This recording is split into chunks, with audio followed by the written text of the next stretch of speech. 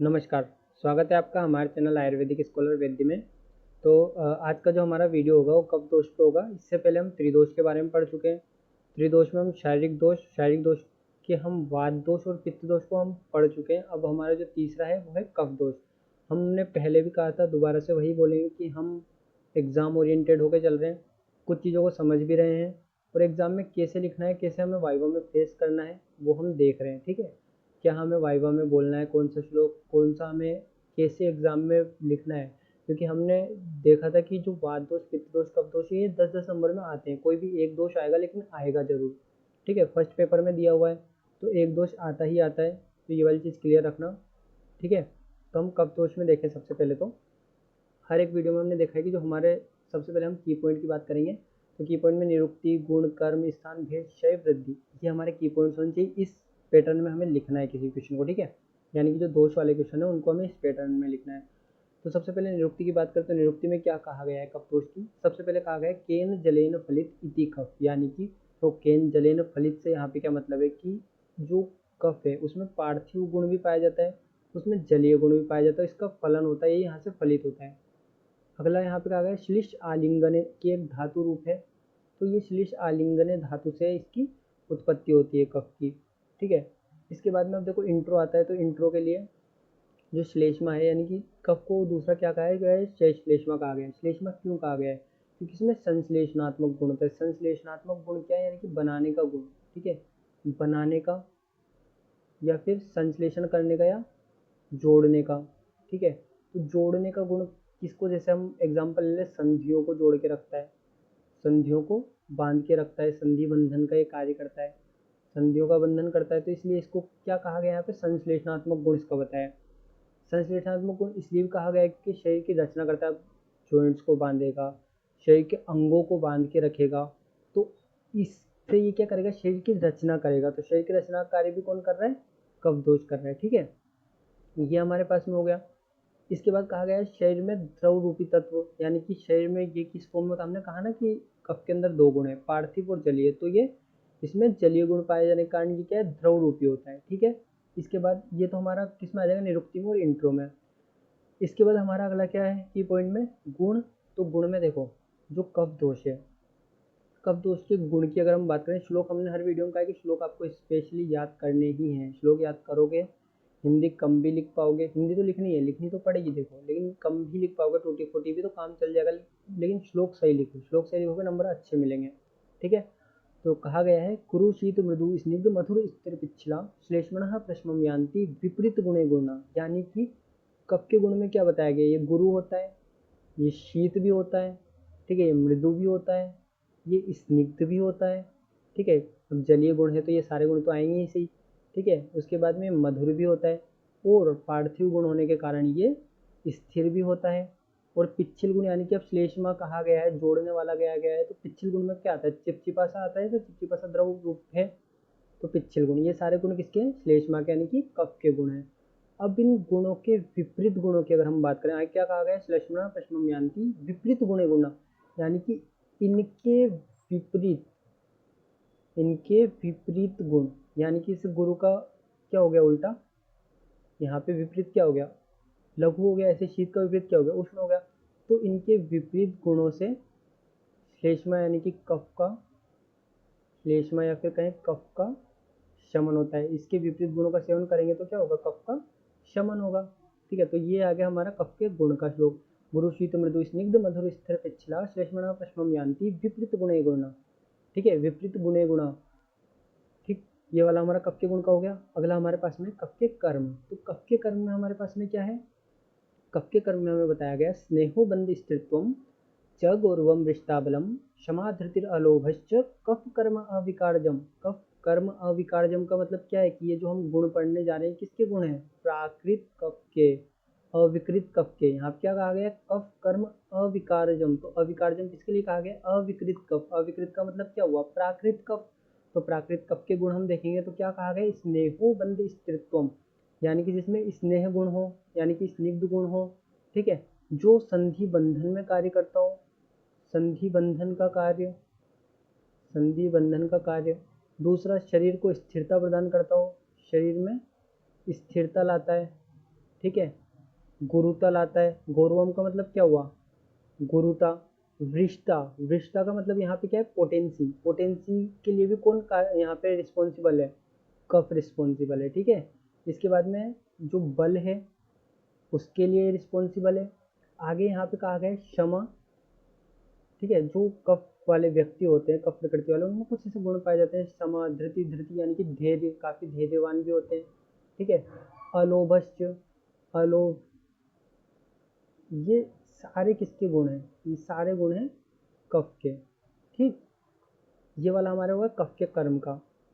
इसके बाद में अगला हमारा है कफ के स्थान। तो कफ के स्थान में हमारे पास में क्या आएगा, कफ के स्थान में हमें कहा गया ऊर शीरो ग्रीवा पर्वाण्य आमाशयो मेदश्च श्लेष्म स्थानानि तत्रापि ऊरो विशेषण श्लेष्म स्थानम, यानी कि ऊर प्रदेश में, शीर प्रदेश में, ग्रीवा में, ठीक है, पर्व में और आमाशय में, आमाशय, इन सब जगह, आमाशय में और मेद में, ठीक है, मेद धातु, इन सब में कौन रहता है, कफ रहता है। ये सब किसके स्थान है, कफ के स्थान है, कफ के स्थान। लेकिन लेकिन लेकिन हमने हर बार देखा है कि विशेष स्थान, तो विशेष स्थान क्या है, ऊर, ऊर प्रदेश, ऊर प्रदेश क्या है, विशेष स्थान। ये वाली चीज याद रखना, ऊर प्रदेश इसका विशेष स्थान बताया गया है। श्लोक अच्छे से याद करना, ऊर चिरो ग्रीवा पर्वाण्य आमाशु मेदश्च श्लेष्म स्थानानि तरापि ऊरो विशेषण श्लेष्म स्थानम, ठीक है। इसके बाद में अगला हमारे पास में कफ के भेद। तो कफ के भेद में हमारे पास वही कफ के 5 भेद है, जैसे हमने वात और पित्त के 5-5 भेद देखे थे, ऐसे ही जो हमारे पास कफ है, कफ के भी हमारे पास में कितने 5 भेद होते हैं। तो 5 भेद में क्या क्या आ जाएगा, अवलंबक, क्लेदक, बोधक, तर्पक, श्लेषक, ठीक है। ये एक हो गया अवलंबक कफ, एक हो गया क्लेदक कफ, एक हो गया बोधक कफ, एक हो गया तर्पक कफ, हो गया श्लेषक कफ। ये 5 प्रकार के कफ बताए गए।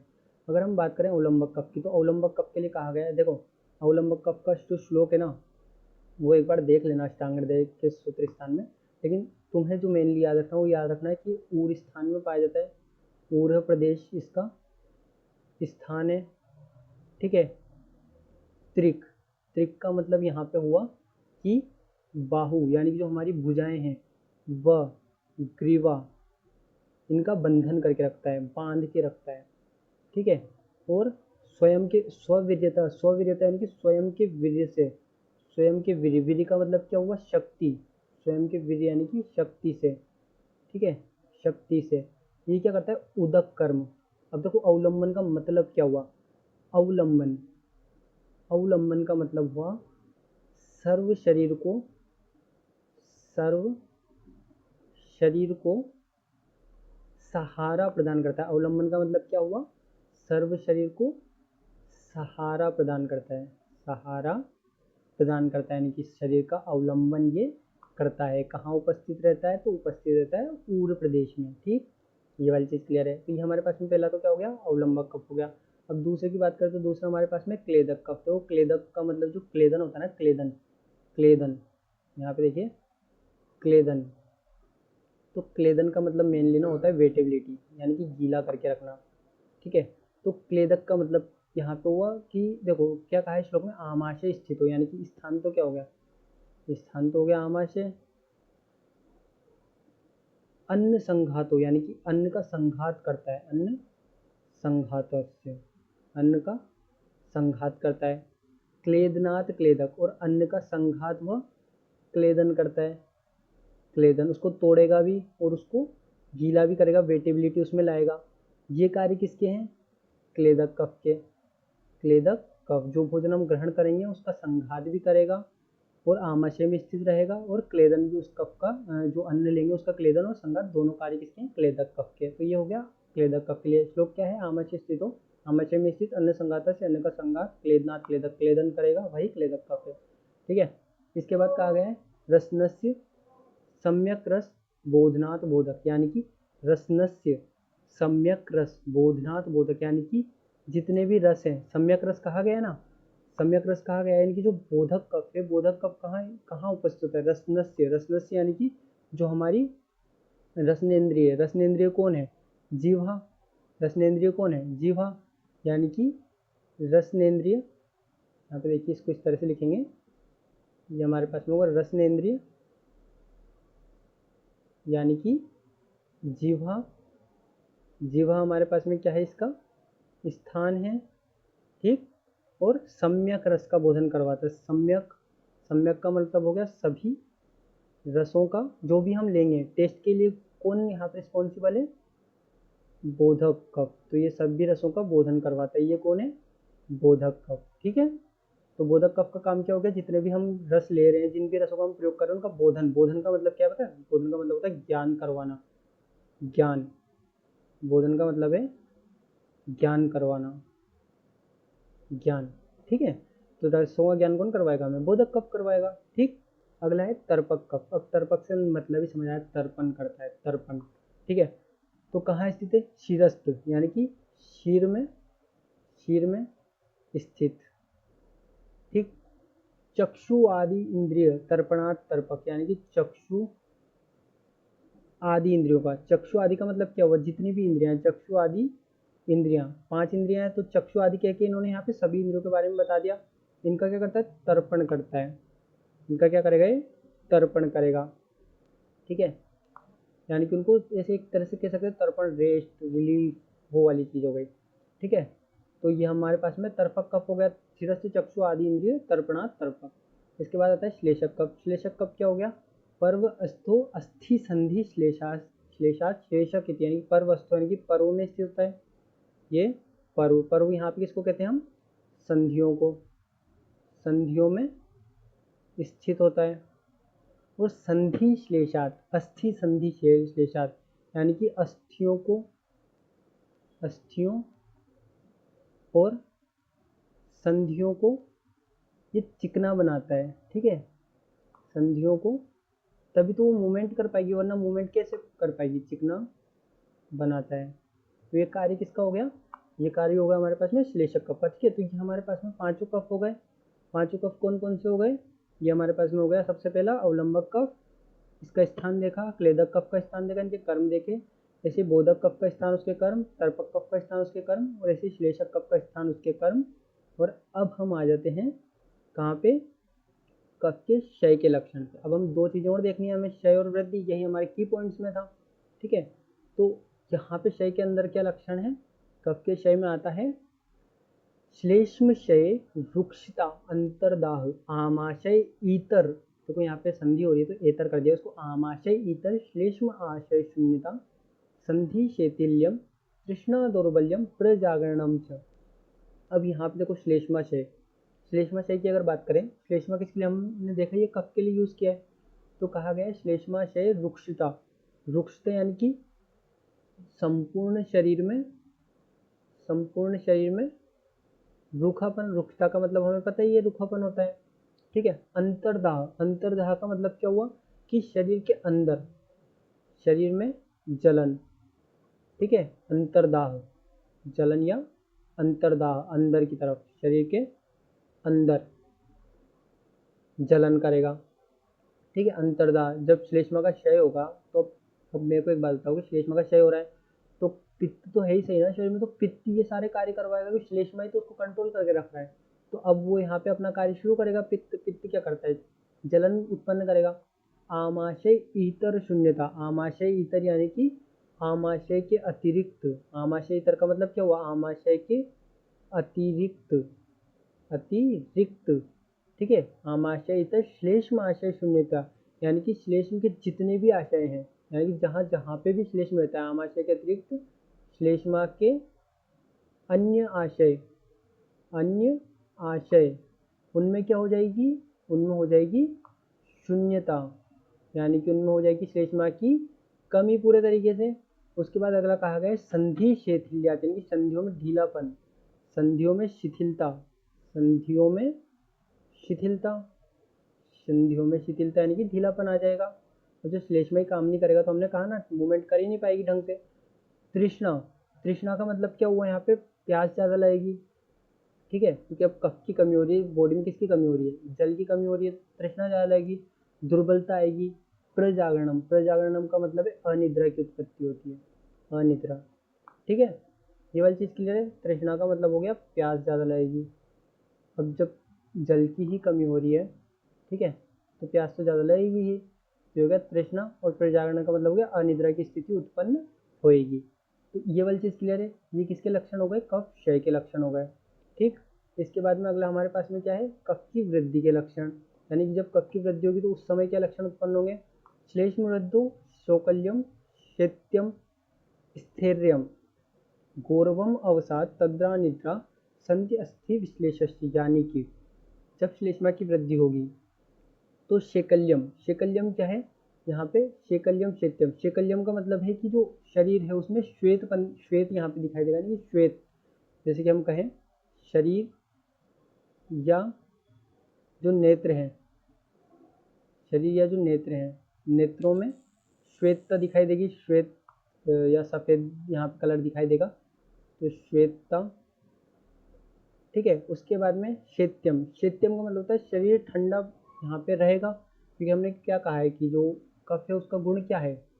कफ का गुण यहाँ पे शीत उत्पन्न करना भी है, तो यहाँ पे शीत की वृद्धि। ठीक है, शरीर में।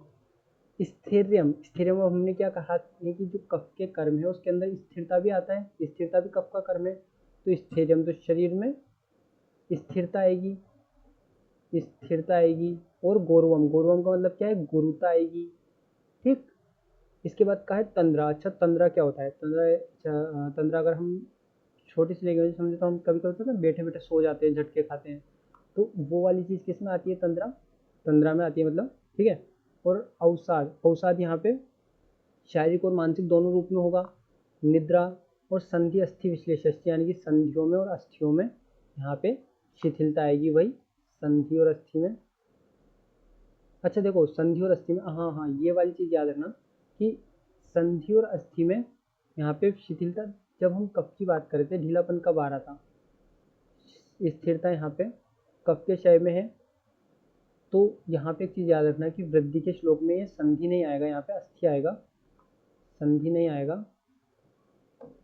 तुम्हारे शायद बुक में गलत दिया हुआ है संधि, यहाँ संधि नहीं है, यहाँ पे अस्थि आएगा।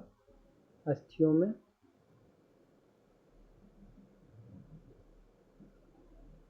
अस्थि में, एक बार इसको जाके बुक से चेक करना। सुश्रुत स्थान में अस्थि में शिथिलता आएगी, शिथिलता।